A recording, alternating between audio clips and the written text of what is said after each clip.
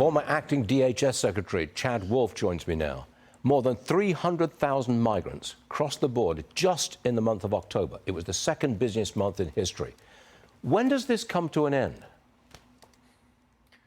Well, Stuart, I think it comes to the end when Joe Biden leaves office, unfortunately, at the end of the day, because what we've seen over the last 34 months is that this administration is going to continue along this failed border strategy.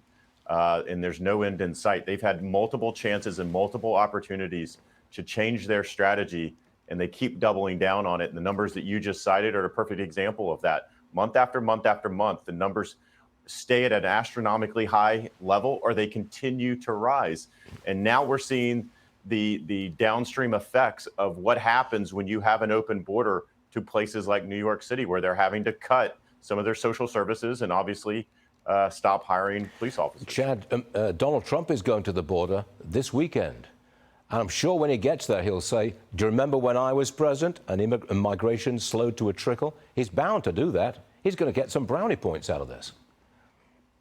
Well, I think he should do that. Look, he tackled a very difficult issue that previous administrations really didn't want to tackle head on. And he was able to solve a lot of these issues and bring some order back to chaos and draw those numbers down to a manageable level that Border Patrol can actually manage from day to day. So he should get a lot of credit for that. And a lot of those proven policies were thrown out on day one. And I think that's what the American people have to ask themselves. Why is that? Why were they thrown out without any analysis on effective measures? And what we've seen now is the Biden administration just simply can't find anything that is working for them. What's your thinking on this? Texas passed a law allowing state police to enforce border law rather than the federal agents. Then Mexico turns around and says we categorically reject that. Where are we from? Where do we go from here on this? Well, it's unfortunate that the state of Texas had to pass a bill like that. But again, after 3 years of inaction by the federal government, you know, the governor there and the state legislature is saying, look, I need to protect Texans. If the federal government's not going to do that along that border, then I'm going to have to step up and do that. Now, the government of Mexico's response is predictable. It's predictable. I could see it coming.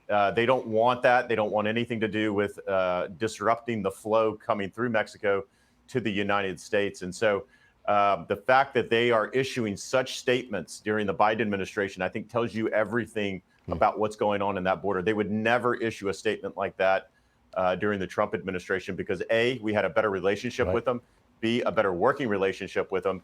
And we would have explained to them and had them understand that controlling that illegal immigration is actually better for Mexico, just as it is for the United States. Chad Wolf, thanks very much for joining us this morning. Appreciate it. Have a great Thanksgiving, please.